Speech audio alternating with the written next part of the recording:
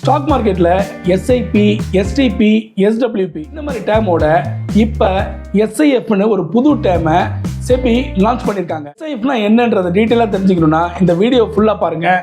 வாங்க வீடியோக்குள்ளே போகலாம். செபி லான்ச் பண்ணியிருக்க இந்த இன்வெஸ்ட்மெண்ட் ஸ்கீம் மியூச்சுவல் ஃபண்டுக்கும் ஆல்டர்னேட்டுக்கும் இடைப்பட்ட கேப்பை ஃபில் பண்ணுறதுக்காக வந்தது தான் இந்த எஸ்ஐஎஃப், அதாவது ஸ்பெஷலைஸ்டு இன்வெஸ்ட்மெண்ட் ஃபண்ட். வெகுஜன மக்கள் இன்வெஸ்ட் பண்ணக்கூடிய ஒரு ப்ராடக்ட் தான் மியூச்சுவல் ஃபண்டு. அதுவே ஆல்டர்னேட் இன்வெஸ்ட்மெண்ட் பார்த்தா பிஎம்எஸ் அண்ட் ஏஎஃப், இது ரெண்டுமே கஸ்டமைஸ்டு ப்ராடக்ட்.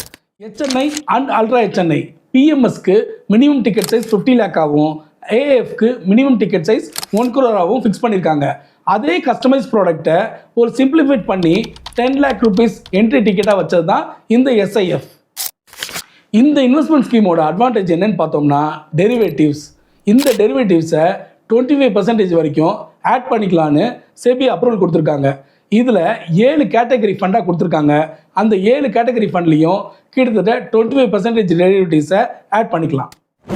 இந்த டெரிவேட்டிவ்ஸோட ஸ்பெஷாலிட்டி என்னன்னு கேட்டிங்கன்னா, புல் மார்க்கெட்டில் பை பண்ணியும் செல் பண்ணிக்கலாம், பேர் மார்க்கெட்டில் ஷார்ட் செல் பண்ணியும் பை பண்ணிக்கலாம்.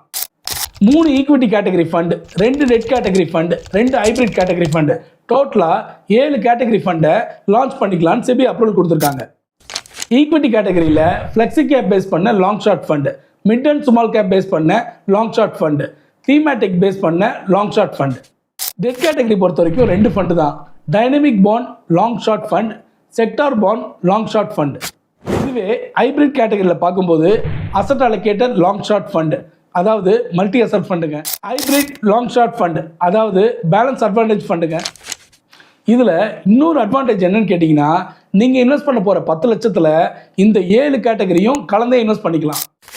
இந்த இன்வெஸ்ட்மெண்ட் பொறுத்த வரைக்கும் ஈக்விட்டி கேட்டகரியில் டெய்லி ரிடம்ஷன் ஆகும், அதே டெட் கேட்டகரியில் வீக்லி ஒன்ஸ், அதே ஹைப்ரிட் கேட்டகரியில் வீக்லி டுவைஸ் ஆகும் ரிடம்ஷன் பண்ணிக்கலான்னு செபி அப்ரூவல் கொடுத்துருக்காங்க. இந்த எஸ்ஐஎஃப்ல இன்வெஸ்ட் பண்ணணுமா இல்லை பிஎம்எஸ் அண்ட் ஏஎஃப்ல இன்வெஸ்ட் பண்ணணுமா, கமெண்ட்டில் தெரியப்படுத்துங்க. எந்த ஃபண்டுக்கு எந்த ஃபண்ட் மேனேஜர் பெட்டராக இருக்குன்றதை நாங்கள் உங்களுக்கு சொல்கிறோம். இந்த இன்ஃபர்மேஷன் உங்களுக்கு கண்டிப்பாக பிடிச்சிருக்கும்னு நினைக்கிறேன். இந்த இன்ஃபர்மேஷன் உங்களுக்கு பிடிச்சதுன்னா உங்கள் ஃப்ரெண்ட்ஸுக்கெலாம் மறக்காமல் ஷேர் பண்ணுங்கள். கண்டிப்பாக சப்ஸ்கிரைப் பண்ணிவிடுங்க. அது வரைக்கும் உங்களிடம் விடைபெறுவது பழனி.